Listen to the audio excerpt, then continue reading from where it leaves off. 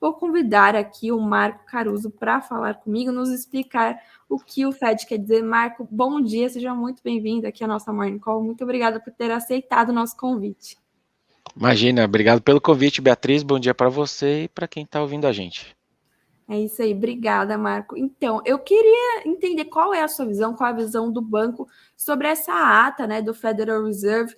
Eu vi também muitos comentários de que o mercado ficou meio dividido, né? A gente viu uma postura muito hawkish desse aperto monetário do Federal Reserve, mas há aí uma discussão sobre será que uma hora a gente vai ter que parar de elevar os juros, né? Uhum. Essa discussão é justa, mas acho que o que importa aqui para a gente chegar numa conclusão é a janela de tempo que a gente está olhando, né?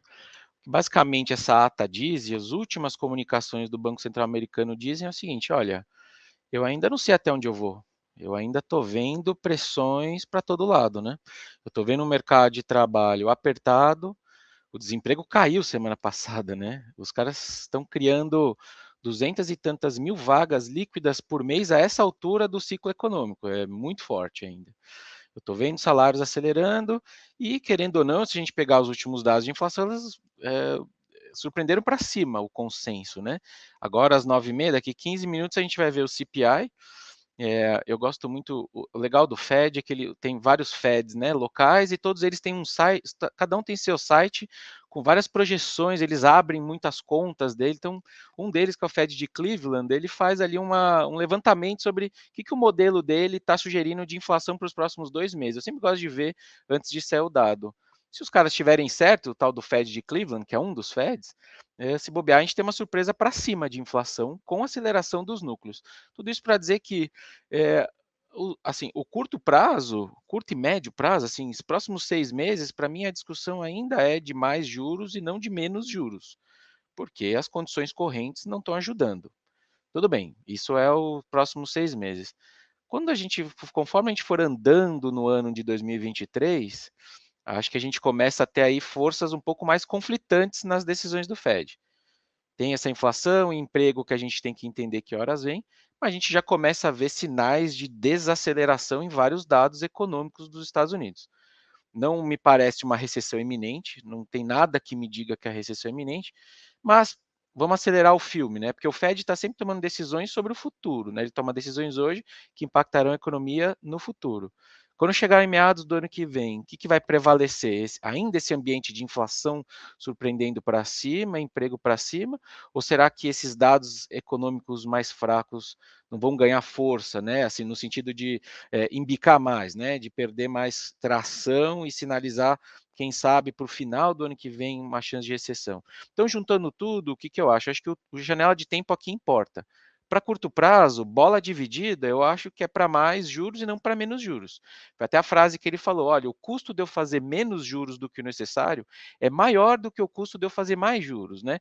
Então, assim, é meio que o jeito do Fed de dizer, assim, eu tô ok se vier uma recessão, desde que isso me garanta, numa janela razoável de tempo, que a inflação volta para a meta. Isso é ele hoje. Agora, pega meados do ano que vem, isso vai continuar sendo verdade, né? Então, eu acho que ele vai continuar com uma postura bastante dura, o mercado vai ficar esperando que horas que ele vai mudar de postura, né? Que eu chamo, que horas que o Fed joga uma boia para os mercados, né? Para a bolsa não afundar. Não me parece que é curto prazo, me parece uma história lá para meados do ano que vem. Enfim, acho que ele ainda prefere manter essa postura dura por algum tempo. No meio do ano que vem a gente volta a conversar, e acho que ali a gente pode começar a ver algum tipo de mudança de postura, né? Sim, e eu queria entender essa questão da recessão, né? Porque há muitos temores aí de uma recessão não só nos Estados Unidos, mas global. E você disse que não vê, né, esse caso de uma recessão iminente. Eu queria entender a sua visão sobre esse assunto. Legal. Acho que aqui faz sentido também de separar as histórias das várias regiões que estão com risco de recessão, né? Acho que o que eu falei, de fato, eu falei assim, Estados Unidos me parece uma recessão iminente. Acho que é uma história, é uma discussão razoável para final do ano que vem, algum momento no segundo semestre do ano que vem. E também não me parece uma recessão muito profunda, né? Porque às vezes a palavra recessão ela assusta mais do que às vezes ela de fato é. Eu não estou falando nada próximo a 2008 ou Covid, assim, me parece uma recessão moderada, simplesmente um PIB para baixo. Mas assim, Estados Unidos acho que é o que me traz menos preocupação. A área do euro, para mim, a gente já está beirando essa recessão. Aí sim eu acho que já é uma história agora para quarto trimestre, primeiro tri de 23, assim. Porque basicamente lá, além de estar sofrendo, lá eles estão apanhando de todos os lados, né, no bom português, assim, a inflação lá está alta como está no mundo inteiro, fora isso, eles sentem muito mais esse preço de energia para cima por conta do conflito da Ucrânia, né, a gente vê isso no gás, a gente vê isso o próprio petróleo pegando, então isso se espalha para a energia elétrica, então eles estão sofrendo um choque adverso de preços, um choque adverso de energia, né? E fora isso, você tem uma desaceleração, me parece que existe uma desaceleração natural do mundo no ano que vem. Então, qual que é a história do mundo? Veio a Covid, todo mundo caiu, veio 21, todo mundo recuperou, 22 com 23, você tem uma certa ressaca dessa recuperação pós-Covid aí. Então, e fora tudo isso, se a inflação para cima, eles também têm subido os juros, né? O Banco Central Europeu, o difícil de choques de energia é que eles são estagflacionários, né? É inflação para cima, PIB para baixo. O que, que o Banco Central decide? É difícil, mas eles decidiram subir juros. Então, eles também estão apanhando dos juros. Então, acho que a Europa entra em recessão agora, no quarto tri, primeiro tri. Estados Unidos é uma história um pouco mais para frente. Inglaterra, assim, eu não sou um expert, mas não está fácil a vida lá. Quando os juros de 30 anos têm a oscilação que tem e sobe o tanto que sobe, e também apanha de energia, acho que também entra antes em recessão a Inglaterra. Se tem algum ponto do globo que me parece que traz um pouquinho menos de preocupação em 23 versus 2022, talvez seja a China. Acho que o pior momento da China está ficando para trás, não está fácil deixar para trás a Covid, porque eles têm essa história de tolerância zero que, né, com a Covid, então eles vivem fazendo lockdowns, mas eles estão aos poucos soltando crédito, etc. Então me parece que a China para o ano que vem tem uma história um pouco melhor do que 22. Enfim, então cada país vai, cada região do globo parece que está num timing do ciclo econômico, Estados Unidos para depois, Europa para antes, Inglaterra no meio do caminho, e China, quem sabe não é uma certa contrabalança desse mundo aí. E aproveitando aqui, falando sobre o CPI, né, que vai ser divulgado daqui a pouquinho, 10 minutinhos aí, como você vê que o CPI, né, pode mudar essa postura do Fed, né, de acordo com essa última ata, né, como esse dado pode amparar essa postura ou mudar, né? Certo. Eu acho que para ele mudar a postura, essa postura restritiva que o Fed está dizendo que ele quer tomar, acho muito difícil um dado só. Acho que não está ali a batalha, né? São uma soma de inflações melhores que eventualmente faria ele mudar de postura e lá para frente, né? Em compensação, se a gente tiver uma inflação mais alta, de fato, e principalmente núcleos, né? Acho que eu olharia com mais carinho os núcleos. Minha preocupação é que eles estão querendo acelerar de novo no 12 meses, né? A essa altura do campeonato. Agora, se os núcleos vierem de fato salgados, como esse tal do Fed de Cleveland está sugerindo nos modelinhos dele, isso reforça essa postura, né? Então, hoje, o que o mercado tem precificado? O mercado acha que ele sobe 0,75 de novo na reunião de novembro, e aí lá para dezembro ele conseguiria reduzir um pouco esse ritmo para 0,50, e aí algum resquício para começo do ano que vem de altas. Um CPI um pouco mais salgado hoje, com núcleos mais salgado, acho que joga de novo na discussão se talvez dezembro, será que ele consegue reduzir o ritmo em dezembro? Acho que para ele acelerar também é muito difícil, não me parece ser o caso. 0,75 por reunião de alta de juros já é historicamente super esticado, né? Agora, CPIs mais salgado de hoje, acho que coloca dezembro de novo em corner aí. Se ele consegue fazer essa calibragem, né? Foi a palavra até que você leu lá e a palavra que eles usaram na ata. Será que eles conseguem calibrar em dezembro? Calibrar, nesse caso, seria tirar um pouco o pé. Não sei. Então, assim, eu tenho um certo viés.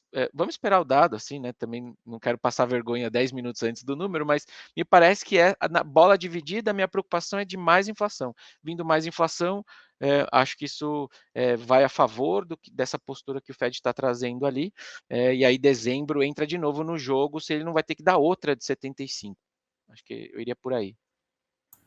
Perfeito. E aqui para o investidor brasileiro, né? Como isso impacta o Brasil, o investidor brasileiro, ou o investidor brasileiro que investe lá nas bolsas nos Estados Unidos, porque a gente vê uma queda aí das bolsas, né? Algumas semanas, tá até indo bem, aí vem um dado, derruba e tal. Como o investidor deve se portar diante disso e o que deve ficar no foco, né? É. Eu acho que, assim, pensando no investidor pessoa física, principalmente, eu não ficaria muito tentando adivinhar para que lado vão essas coisas. Assim, me parece que a gente tem uma história complicada para bolsas. Quem já está aplicado, digamos assim, quem já está aplicado, eu manteria o curso. Eu manteria meus investimentos lá, porque a gente sabe que quando a gente bota dinheiro, por exemplo, numa bolsa americana, a gente não está querendo ganhar dinheiro. Quer dizer, todo mundo quer ganhar dinheiro rápido, mas não é essa a mentalidade correta, né? Então, quem já sofreu com essas quedas da bolsa, eu manteria o curso, porque assim, numa janela maior de tempo, que é a que importa para o investidor consciente mesmo, bolsas americanas têm um baita histórico, assim. Para quem ainda não entrou, eu acho que ainda eu esperaria, porque eu acho que tem uma pernada ainda, potencial pernada de piora vindo de lá. Porque a gente está talvez naquela pior combinação de ciclo econômico global, onde a inflação ainda é alta, você já subiu bastante os juros, mas a inflação ainda não está mostrando um arrefecimento, né? Deveria mostrar, mas ainda não está mostrando. Só que a gente já está vendo sinais de fraqueza de atividade. Então você está sofrendo, o sentimento do investidor está sofrendo nas três pontas: inflação alta, juros altos e PIB para baixo.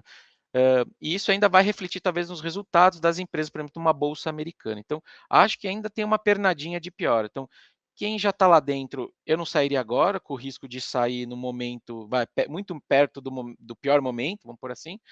Quem ainda não entrou, eu esperaria, porque acho que pode ter uma janela melhor, falando de bolsa americana, né? Falando Brasil, de investimentos Brasil, o que acaba acontecendo? O que a gente tem visto, surpreendentemente, é que os ativos brasileiros, nesse mundo super complicado, no relativo, tem ido muito bem, obrigado. Assim, se eu te contasse toda essa história que eu estou te contando, de juros, etc., Brasil, e você me perguntasse, pô, beleza, onde você acha que vai estar o Ibovespa dado tudo isso? Se eu não soubesse, né? Um marciano chegou, falou, e aí? Eu nunca falaria esses 115, 116, 117 mil pontos aí. Também não falaria que o dólar estava só, entre aspas, né? Só 5,30, assim. Então, acho que a gente tem uma certa história de curto prazo boa para contar. O título do nosso relatório mensal do mês passado foi Na Contramão do Mundo. A gente, ao contrário do mundo, a gente tem revisado o PIB para cima no Brasil, recorrentemente. Você pega o Focus, acho que está há 15 semanas revisando o PIB para cima, nossa inflação embicou antes, né, para baixo.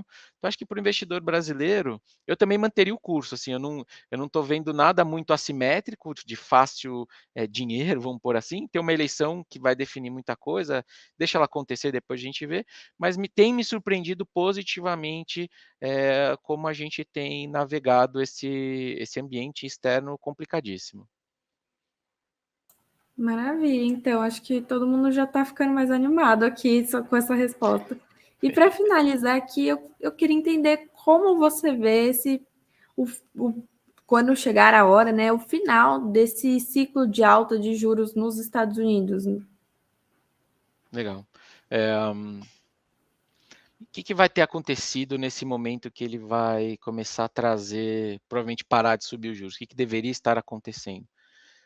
A inflação em 12 meses deveria já estar começando, né, a embicar bem, sugerindo que, de fato, numa janela razoável de tempo, lá para meado, porque daí eu acho que isso daí é lá para. Acho que ele para de subir os juros em algum momento no primeiro semestre do ano que vem. Então, a inflação ali projetada para 24 já estaria sinalizando para o Fed que, olha, chance razoável dela voltar para 2%, que é a meta. E, principalmente, eu acho que a partir dali a atividade econômica global como um todo vai ter sofrido um belo tranco, né? Então, falando assim, Fed, acho que a partir daqui vale a pena separar para olhar, né? O que eu acho que acontece a partir dali? É, eu acho que assim, a gente sabe que os mercados tendem a antecipar os próximos movimentos. Então, acho que o momento, o timing de parada dos juros americanos, mesmo que ele represente ali um risco, provavelmente ele parou porque teve um risco de recessão, muitas vezes traz um alívio para mercados, né? Então, acho que esse vai ser a batalha mental, vamos por assim, do investidor.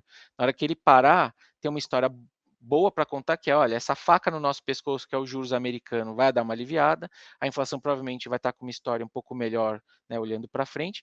Em compensação, provavelmente você vai ter ali uma narrativa de recessão prevalecendo.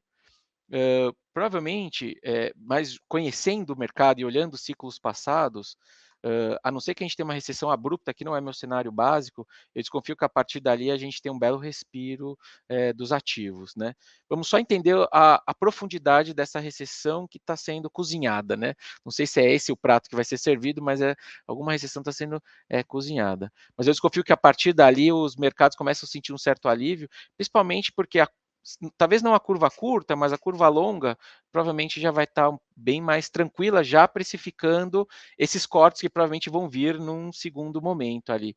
E aí, provavelmente, aqueles papéis que dependem de um ciclo mais longo, principalmente papéis de tecnologia, essa turma que apanhou muito recentemente com os juros altos, acho que esses papéis que, né, na linguajar do mercado de duration longo, né, ou seja, que estão com seus resultados lá no longo prazo, esses papéis provavelmente vão começar a dar uma performada um pouco melhor, simplesmente porque a faca no pescoço do juro americano vai ter saído.